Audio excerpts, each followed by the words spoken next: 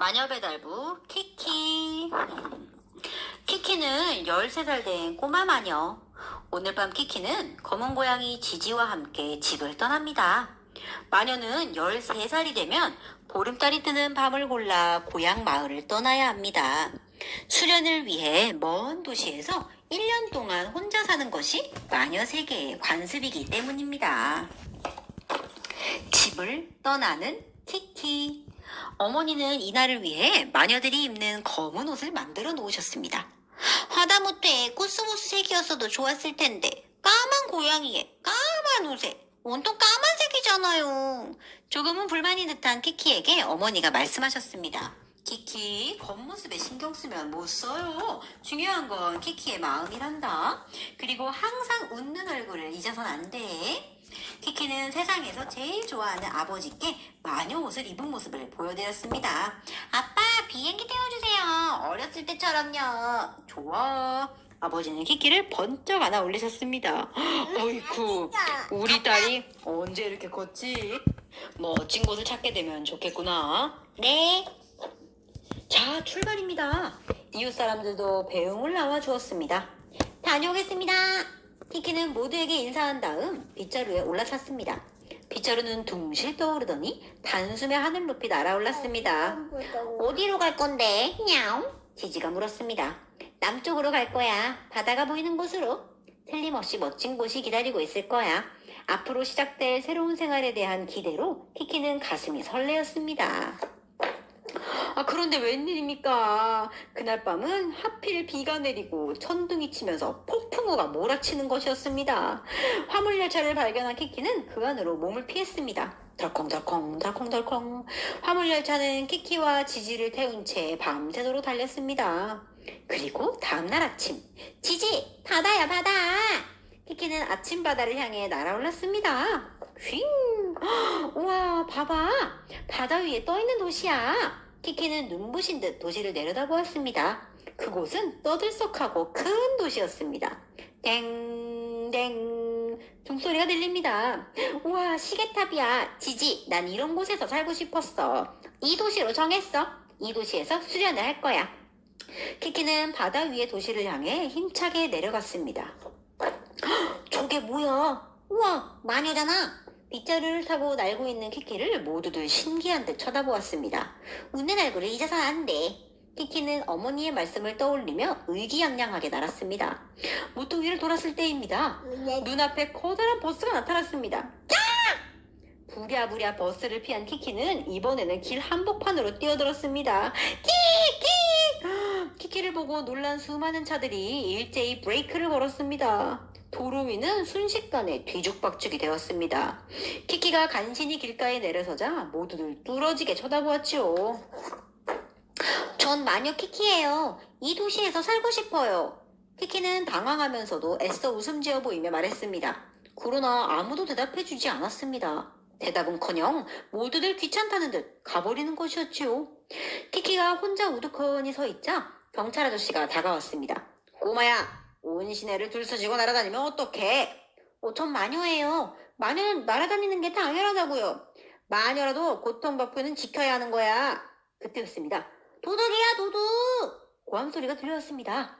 키키는 목소리가 들린 쪽으로 경찰 아저씨가 달려간 틈을 타서 몰래 도망쳤습니다. 사람들은 쌀쌀 맞은 데다 경찰 아저씨에게는 야단까지 맞았습니다. 키키는 우울한 기분을 떨쳐버리려는 듯 젠걸음으로 걸어갔습니다. 그때 자전거를 탄 소년이 다가왔습니다. 나 잘했지? 도둑이라고 소리친 게 나야. 난 톰보라고 해. 톰보는 키키의 기분은 아랑곳하지 않고 혼자서 막 이야기를 계속했습니다. 너 마녀지? 아까 날아다니는 거 봤어. 있잖아, 나 그 빗대를 좀 보여줄래? 키키는 가던 길을 멈춰서서 톰보를 째려보았습니다. 도와줘서 고마워. 하지만 너한테 도와달라고 부탁한 적 없어. 그리고 자기 이름도 소개 안 하고 여자한테 말을 거는 건 실례라고. 키키와 지지는 온종일 시내를 돌아다녔습니다. 하지만 누구 한 사람 키키와 지지에게 신경을 써주지 않았습니다. 키키는 기진맥진한 채 돌담 위에서 시내를 내려다보았습니다. 황혼이 드리워진 낯선 도시는 무척이나 쓸쓸해 보였습니다. 다른 것을 찾아보잖냐. 더 멋진 도시가 있을 거야. 지지가 말했습니다.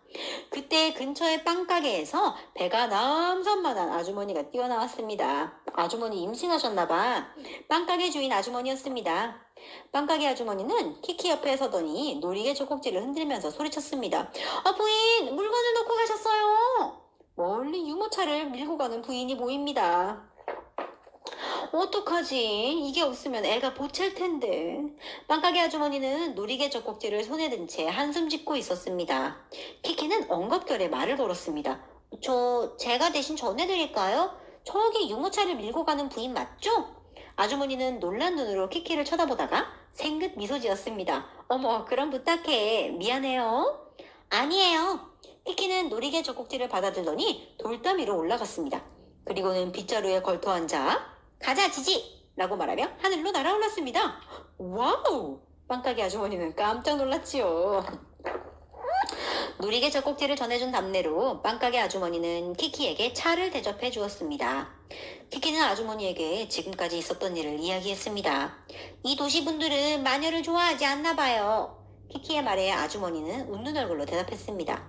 워낙 큰 도시라 별의별 사람들이 다 있어서 그래. 하지만 난 네가 마음에 드는걸? 갈 곳이 없으면 우리 집에 빈 방이 있으니까 쓰도록 해. 정말이요, 부인? 키키는 눈을 반짝였습니다. 부인은 무슨. 여기선 다들 나를 빵집 오소노라고 불러. 전 키키라고 해요. 얘는 검은 고양이 지지고요. 오소노 아주머니는 키키와 지지를 다락방으로 안내해 주었습니다. 벌써 몇 년이나 사용하지 않은 걸까요? 어두컴컴한 데다 온 방에 흰 먼지가 가득했습니다. 먼지 투성이구나, 냐옹. 지지는 하얗게 변해버린 발바닥을 내려다보며 말했습니다. 난 아마 내일 아침에 흰 고양이로 변해 있을 것 같다, 냐옹. 이리하여 새로운 도시에서의 하루가 저물었습니다. 창문을 통해 달빛이 희미하게 스며들었습니다. 나 있잖아. 이 도시에 좀 더 있어볼래, 지지. 오소노 아주머니처럼 나를 마음에 들어해주는 사람이 있을지도 모르니까. 키키는 가만히 중얼거렸습니다. 하늘을 나는 배달부. 안녕히 주무셨어요. 다음날 아침 키키가 빵가게로 내려와 보니 오소노 아주머니와 아저씨가 벌써 나와서 일을 하고 있었습니다. 빵가게의 아침은 눈코 뜰 새 없이 바쁩니다. 키키도 서둘러 거들기 시작했습니다. 저도 일을 시작하려고요. 물건을 배달하는 일이요. 키키는 갓 구워낸 빵을 나르면서 말했습니다. 전 하늘을 나는 재주밖에 없잖아요. 그래서 배달 일이 어떨까 하고. 와우, 하늘을 나는 배달부로군. 재밌겠는데? 오소노 아주머니도 대찬성입니다. 아참, 우리 가게 전화를 쓰도록 해. 그참에 가게에 오는 전화도 받아주면 가게도 봐주면 일석이조잖아. 고맙습니다. 저요 열심히 일할게요. 그날 당장 첫 손님이 찾아왔습니다. 예쁜 여자 손님이었습니다. 조카 생일 선물로 이걸 보내고 싶어요. 여자 손님은 세 장을 내밀었습니다. 세 장 안에는 마치 지지와 꼭 닮은 검은 고양이 인형이 들어있었습니다. 어디로 보내드릴까요? 키키가 지도를 펼치자 여자 손님은 변두리에 위치한 장소를 가리켰습니다. 조금 멀긴 한데 저녁 때까지 배달해 줄 수 있을까요? 네, 걱정 마세요. 키키는 자신있게 고개를 끄덕였습니다. 내가 있네냐옹. 첫 배달 일이라서 키키는 천뜩 흥분해 있었습니다. 지지, 난 이 도시가 마음에 들어. 키키는 하늘 높이 힘차게 날아올랐습니다. 잘해야 될 텐데, 그치? 첫 배달이잖아. 아휴, 그때 갑자기 불어닥친 강풍에 휘말려 키키는 빗자루와 함께 저만치 날아가 버렸습니다. 세상이! 키키는 필사적으로 빗자루의 의지에 급강하였습니다. 퓨! 잡았다! 그러나 다음 순간 키키는 숲속 나무 위에 털썩 주저앉고 말았습니다. 눈앞에서 까마귀가 화를 내고 있었습니다. 퍼뜩 옆을 돌아보니 알이 들어있는 둥지가 있는 것이 아닙니까? 미안. 네 알을 훔치러 온 게 아니야. 키키는 부랴부랴 숲을 빠져나왔습니다. 후유, 깜짝이야. 안도의 한숨을 내쉬는 순간 키키! 없어졌었냐옹! 지지가 소리쳤습니다. 불싸! 세 장 속에 인형이 사라진 것입니다. 큰일 났다. 떨어뜨린 모양이야. 키키는 서둘러 인형을 찾으러 숲으로 되돌아갔습니다. 그러자 까마귀들이 일제히 다시 울기 시작했습니다. 까마귀들은 알도둑이 돌아왔다고 화를 내고 있던 것이었습니다. 까마귀들이 마구마구 쪼아대는 통에 키키는 도망치는 수밖에 없었습니다. 어휴, 어떻게 그만해! 해가 지면 몰래 와서 찾아야겠어. 그래, 맞았냐. 일단 도망가자냐. 지지가 키키를 올려다보며 말했습니다. 그럼 약속 시간을 지킬 수 없겠어. 이렇게 된 이상 마지막 수단을 쓰는 수밖에. 키키는 결심한 듯 지지를 보며 말했습니다. 지지, 부탁이야. 네가 대신 인형이 되어줘. 인형을 찾는 대로 널 구하러 갈 테니까. 들킬 거야, 냐옹. 전속력으로 날아가자 저만치 집 한 채가 보였습니다. 저 집이야, 냐옹? 지지가 불안한 듯 물었습니다. 응, 움직이면 안 돼. 넌 인형이야, 지금부터. 숨은? 될 수 있으면 쉬지 마. 키키는 긴장한 채 집 앞으로 내려갔습니다.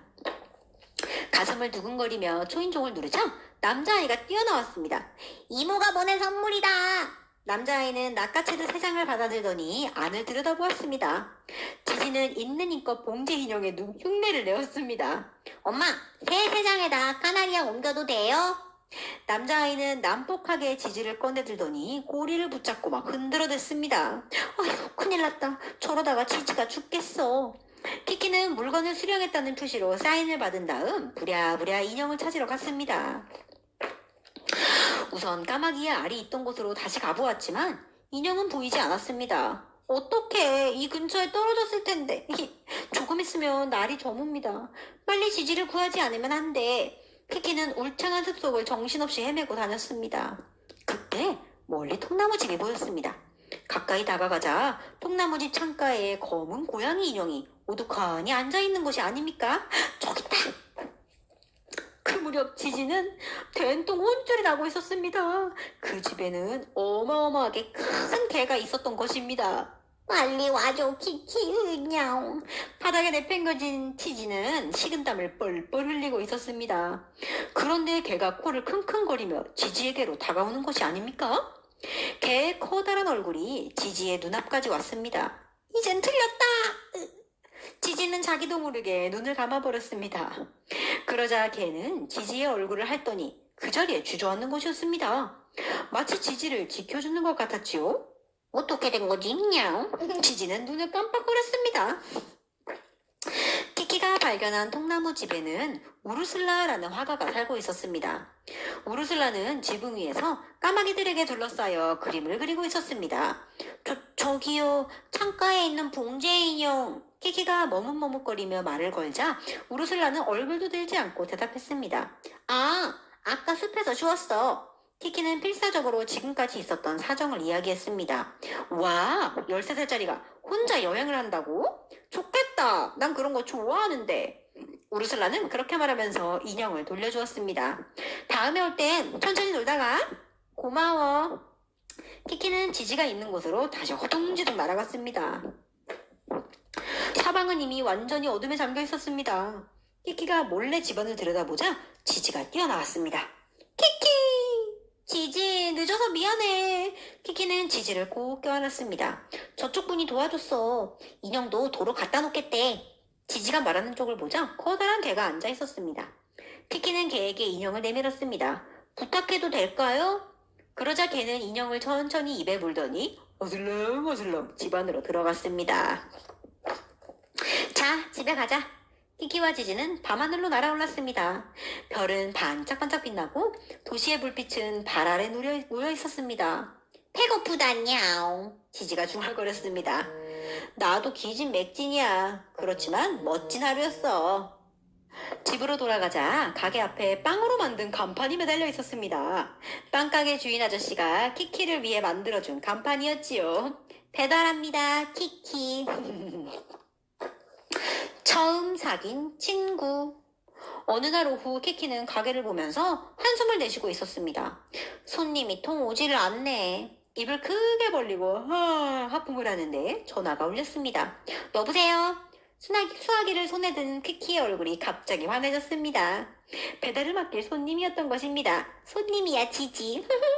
알겠습니다. 파란색 지붕이라고 하셨죠? 꼭 찾아뵙겠습니다. 배달을 나갈 준비를 하고 있는데 톰보가 찾아왔습니다. 일전에 그 예의를 모르던 남자애잖아. 새층에 있는 키키에게 톰보는 웃는 얼굴로 말을 걸었습니다. 오늘 우리 클럽에서 파티가 있거든. 비행 클럽인데 네가 꼭 와줬으면 좋겠어. 이건 초대장이야. 초대장이라고? 키키는 얼떨결에 톰보가 내민 봉투를 쳐다보았습니다. 6시에 데리러 올게. 같이 가자. 톰보가 돌아간 후 키키는 한바탕 난리가 났습니다. 오손 아주머니 어떡하죠? 저 파티에 초대받았어요. 멋진데 그래? 다녀오렴. 오선호 아주머니는 그렇게 말하며 생긋 웃었습니다. 우선 배달 일부터 끝내야 합니다. 키키는 파란색 지붕집을 향해 출발했습니다. 하녀 할머니의 안내를 받아 부엌으로 가자 상냥해 보이는 노부인이 기다리고 있었습니다. 어머나, 귀여운 마녀 아가씨로구나. 실은 오븐이 고장나서 내가 배달을 맡기려고 했던 파이를 굽지 못했어요. 손녀의 파티에 갓 구운 파이를 보내려고 했는데 그렇지만 별 수 없지 뭐. 할머니는 웃고 계셨지만 조금 쓸쓸해 보였습니다. 어떻게 도와드릴 방법이 없을까요? 그때 낡은 아궁이가 눈에 들어왔습니다. 부인, 저 아궁이로 굽는 건 어떨까요? 제가 도와드릴게요. 키키는 발을 걷어붙이고 일을 하기 시작했습니다. 고향집에서도 늘상 사용하던 아궁이였으니까요. 장작을 넣고 불을 붙여서 서두르지 않으면 6시 파티에 맞춰갈 수 없게 됩니다. 키키는 조바심을 억누르며 어머니께 배운 대로 파이를 구웠습니다. 이제 곧 6시입니다. 키키는 따끈따끈한 파이를 바구니에 담아 하늘로 날아올랐습니다. 어느 틈에 하늘 가득 검은 비구름이 몰려왔습니다.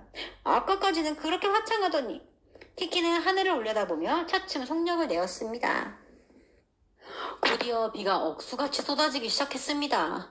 비부터 피하는 게 어땠냐옹? 지지가 말했지만 키키는 속력을 늦추지 않았습니다. 안 돼. 파티 시간에 맞출 수가 없어. 그리고 파이도 식어버린단 말이야. 파이를 치마로 덮은 키키는 필사적으로 날아서 배달할 집에 도착했습니다. 초인종을 누르자 파티 드레스를 입은 여자아이가 나왔습니다. 배달 왔습니다. 키키가 웃는 얼굴로 바구니를 내밀었습니다. 여자아이는 그 바구니를 흘끗 보더니 말했습니다. 아, 할머니는 만날 이것만 보내신다니까. 난 이 파이 싫은데.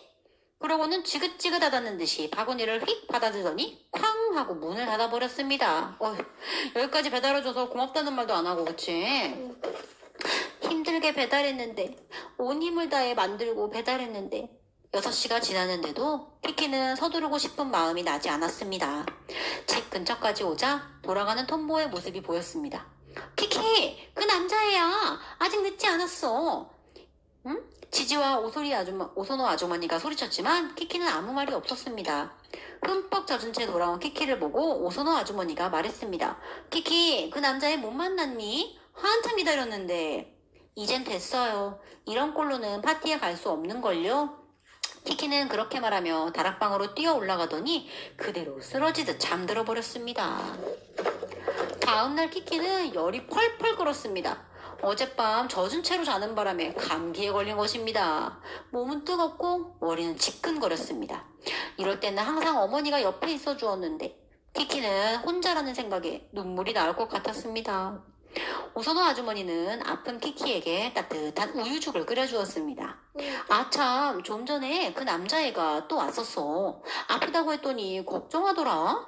틀림없이 키키 너 피로가 겹친 거야. 자, 이거 먹고 푹 쉬도록 해. 며칠 뒤 키키는 가까스로 기운을 되찾았습니다. 키키, 이거 코폴이라는 사람에게 배달해 주겠니? 꼭 본인에게 전해야 한다. 오선호 아주머니가 말했습니다.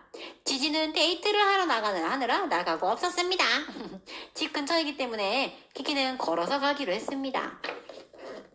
꾸러미를 전해준 키키는 깜짝 놀랐습니다. 코폴이라는 사람은 다름 아닌 톰보였던 겁니다. 두 사람을 만나게 해주기 위해 오소노 아주머니가 일부러 이름을 바꿔서 배달을 부탁한 것입니다. 그날은 미안했어, 톰보. 키키가 용기를 내어 사과하자 톰보는 싱글벙글 웃으며 대답했습니다. 아니야, 너야말로 비 오는데 그날 고생 많았지? 아참, 잠깐 따라와봐. 톰보를 따라가자 프로펠러가 달린 자전거가 세워져 있었습니다. 사실 그날 이 녀석이 완성되는 걸 축하하는 파티였어. 날개를 달아서 사람이 날 수 있는 인력 비행기를 만들어 날릴 거야. 물론 조종사는 나고. 톰보는 자전거에 올라앉아 페달을 밟기 시작했습니다. 커다란 프로펠러를 돌리는 것은 여간 힘든 일이 아닙니다. 톰보는 얼굴이 새빨개진 채 있는 힘껏 페달을 밟았습니다. 하늘을 나는 일에 몰두해 있는 톰보를 보고 있자니 키키의 마음도 한결 밝아지는 것 같았습니다. 있잖아, 비행선 보러 갈래? 톰보가 말했습니다. 비행선? 뉴스에서 봤어. 해안에 불시착했대. 슝! 두 사람을 태운 자전거는 비탈길을 내려가 해안도로로 돌진해 갔습니다. 저게 비행선인가 보구나. 그때였습니다. 모퉁이를 도는 순간 맞은편에서 자동차가 나타났습니다. 으아, 부딪히겠어. 톰보가 핸들을 꺾자 자전거는 공중에 둥실 떠올랐습니다. 날았어. 하지만 그것도 잠시. 프로펠러가 휙 빠지면서 두 사람은 잔디 위에 나동그라졌습니다. 무서워서 혼났네. 키키는 갑자기 웃음보가 터져서 한바탕 크게 웃었습니다. 이렇게 기분 좋게 웃어본 것도 오랜만입니다. 두 사람은 비행선을 올려다보며 말했습니다. 저걸 타고 세계 일주를 할 거래. 그래? 좋겠다, 키키. 넌 하늘을 날 수 있어서. 그렇지만 즐거운 일만 있는 건 아니야. 그래도 키키 너밖에 할 수 없는 일이잖아. 라는 건 말이야. 나 자신감을 조금 잃었더랬어. 하지만 이 마을에 오길 잘한 것 같아. 고마워. 톰보, 넌 좋은 아이야. 뭐? 그걸 이제 알았어? 두 사람은 얼굴을 마주보며 웃었습니다. 그때였습니다. 야, 톰보! 그 목소리에 뒤돌아보니 길 건너편에 자동차 한 대가 세워져 있었습니다. 자동차 안에는 며칠 전에 파이를 배달해줬던 그 무례한 여자아이도 있었습니다. 굉장한 뉴스야. 비행선 안을 구경시켜준대. 우리도 타자. 여자아이들이 말했습니다. 정말? 톰보는 자리에서 일어나 자동차 쪽으로 달려갔습니다. 키키, 너도 같이 가자. 톰보가 뒤돌아보며 소리쳤지만 키키는 무서운 얼굴로 말했습니다. 난 됐어. 안 갈래. 왜 그래? 갑자기 왜 화를 내는데? 톰보는 어리둥절해 있었습니다. 화 같은 건 난 게 아니야. 난 일하러 가야 해. 키키는 그렇게 말하며 뒤돌아서서 가버렸습니다. 날 수 없게 된 키키. 집에 돌아온 뒤에도 울적한 기분은 가시지 않았습니다. 지지, 내가 어떻게 된 모양이야. 모처럼 새로운 친구가 생겼는데. 순수하고 밝은 키키는 어디로 가버렸나 몰라. 지지는 키키의 얼굴을 물끄러미 보더니 냐옹 하며 그냥 울면서 나가버렸습니다. 저녁때가 되자 지지가 돌아왔습니다. 지지, 어디 갔다 왔어? 밤이 다 식었잖아. 키키가 화를 냈지만 지지는 아무 말도 하지 않고 또 냐옹 하고 울기만 했습니다. 지지, 너 왜 말을 안 듣니? 키키라고 한번 불러봐. 하지만 지지는 아무 말 없이 또다시 밖으로 나가버렸습니다. 어떻게 된 것일까요? 지지가 하는 말을 알아들을 수가 없었습니다. 혹시? 키키는 깜짝 놀라 빗자루에 올라앉았습니다. 날 수가 없었습니다. 당황해서 다시 한번 시도해보았지만 역시 날 수가 없었습니다. 어떡해, 마법이 약해졌어. 키키는 밖으로 뛰쳐나왔습니다. 비탈길을 달려서 날아오르기를 여러 번, 그때마다 번번이 굴러떨어지는 것이었습니다. 결국 빗자루가 부러져 버렸습니다. 다음날 아침 키키는 오소노 아주머니에게 날 수 없게 된 사실을 털어놓았습니다. 마법이 굉장히 약해졌어요. 배달 일도 당분간 못할 것 같아요. 쉬어야 할 것 같아요. 아이고, 그렇지만 마법의 힘은 돌아올 수 있는 거지?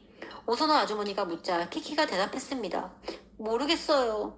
빗자루는 다시 만들 수 있지만 전 지금 수련 중이에요. 그런데 마법이 없어지면 전 아무 쓸모도 없게 돼요. 그때 아침 하늘에 비행선이 날아왔습니다. 비행선 창문 안에서 손을 흔드는 사람이 보였습니다. 톰보일지도 모릅니다. 키키는 울적한 마음으로 비행선을 바라보았습니다.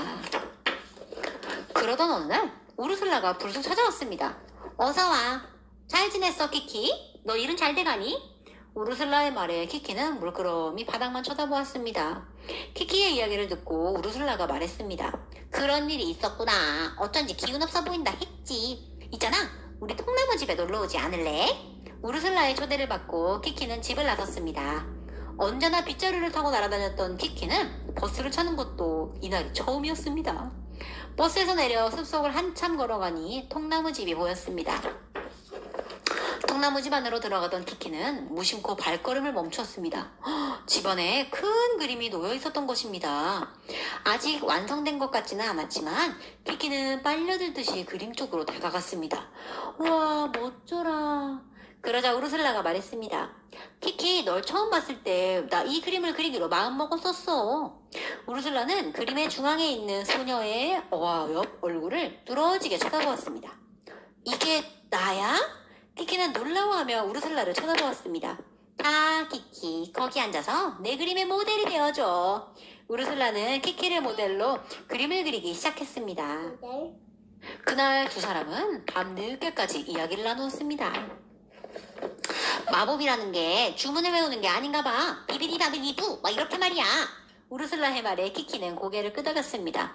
응, 맞아. 주문을 외우지 않아. 마녀의 핏줄로 하늘을 나는 거래.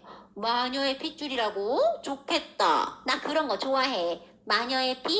난 화가의 피. 모두 신이 주신 우리의 힘이겠지. 키키 대활약. 우르슬라를 만나고 온 다음날 키키의 마음은 한결 가벼워졌습니다. 돌아오는 길에 오토노 아주머니에게 전화를 걸자 파란색 지붕집의 할머니로부터 전화가 왔었다는 것이었습니다. 그 길로 파란색 지붕집을 찾아가자 할머니는 텔레비전을 보고 계셨습니다.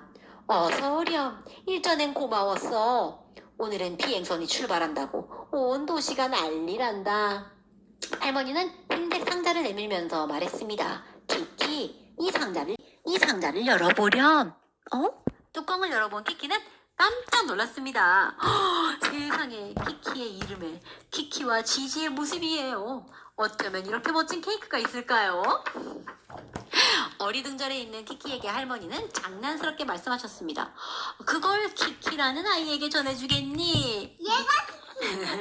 지난번에 내가 신세를 많이 져서 말이야. 그 답례란다. 전해주는 김에 그의 생일도 한번 물어봐 주려무나. 케이크를 또 굽고 싶어서 그래. 키키는 할머니의 상냥한 얼굴을 쳐다보았습니다. 너무 기뻐서 눈물이 날 것 같았습니다. 키키는 눈물을 훔치며 웃는 얼굴로 말했습니다. 틀림없이 그 아이도 할머니 생신이 언젠지 알고 싶어 할 거예요. 선물을 고민하는 즐거움이 생길 수 있으니까요. 그때 텔레비전에서 아나운서의 흥분된 목소리가 들려왔습니다. 큰일 났습니다. 갑자기 강풍이 불어와 비행선을 묶고 있던 밧줄이 끊어졌습니다. 텔레비전을 보자 비행선이 거꾸로 서 있는 것이 아닙니까? 비행선을 세우려고 사람들이 필사적으로 밧줄을 잡아당기고 있었습니다. 하지만 사람의 힘으로 저 무지막지하게 큰 비행선을 어떻게 할 수 있는 일이 아니었습니다. 비행선은 어떤 소년을 밧줄에 매단 채 하늘로 올라갔습니다. 그 소년은 놀랍게도 톰보였습니다. 톰보! 저 애는 제 친구예요. 키키는 집을 뛰쳐나가 전속력으로 달려갔습니다. 비행선은 바람을 타고 도시 중심부를 향하고 있었습니다. 톰보는 무사할까? 키키는 비행선을 따라 계속해서 뛰어갔습니다. 뛰고 또 뛰어서 기진맥진해 버렸습니다. 숨이 턱까지 차올라 잠깐 쉬고 있는데 키키의 눈앞에 마루 닦는 소를 든 할아버지가 서 있었습니다. 키키는 할아버지의 소를 보고 퍼뜩 얼굴을 들었습니다. 할아버지, 그 소를 좀 빌려주세요. 키키는 솔 위에 올라앉아 가만히 마음을 집중했습니다. 지금은 머릿속에 하늘을 나는 일밖에 없습니다. 와삭거리는 소리를 내며 키키의 주위에 바람이 일었습니다. 솔의 털이 쫙 펼쳐지면서 천천히 공중에 떠올랐습니다. 날아! 솔은 힘차게 하늘을 날아올랐습니다. 톰보, 내가 지금 갈게. 하지만 솔은 좀처럼 말을 듣지 않았습니다. 오늘 처음 몰아보는 거니까요. 위로 아래로 마구 날뛰는 것이었습니다. 제대로 좀 날아. 좀 더 빨리. 키키는 팔과 다리로 솔을 단단히 누르면서 필사적으로 날아갔습니다.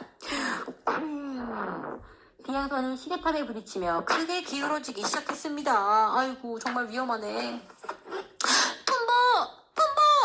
키키는 가까스로 비행선에 도착해 톰보에게 손을 내밀었습니다. 키키! 톰보는 어떻게든 키키의 손을 잡으려고 했지만 손이 바람에 흩날리는 나뭇잎처럼 이리 갔다 저리 갔다 하는 통에 잡을 수가 없었습니다. 톰보의 손은 감각을 잃어 밧줄에서 점점 미끄러져 내려갔습니다. 키키! 톰보! 줄이 끊어지고 키키가 떨어지는 톰보를 뒤쫓아 급강하였습니다. 그러고는 순식간에 톰보의 손을 붙잡았지요. 만세! 지켜보고 있던 사람들의 환호성을 들으며 두 사람은 천천히 땅 위로 내려갔습니다. 키키가 붙잡았네, 다행히. 떨어지기 전에. 와, 장하다, 키키. 정말 잘했어. 저 손 내가 빌려준 거요. 어느새 지지가 옆으로 다가왔습니다. 역시 지지의 말은 여전히 알아들을 수가 없었습니다. 그렇지만 괜찮아. 앞으로도 지지는 내 친구니까. 키키는 미소를 지으며 조금은 어른이 된 듯한 기분이 들었습니다. 키키는 고향에 계신 아버지와 어머니께 편지를 썼습니다.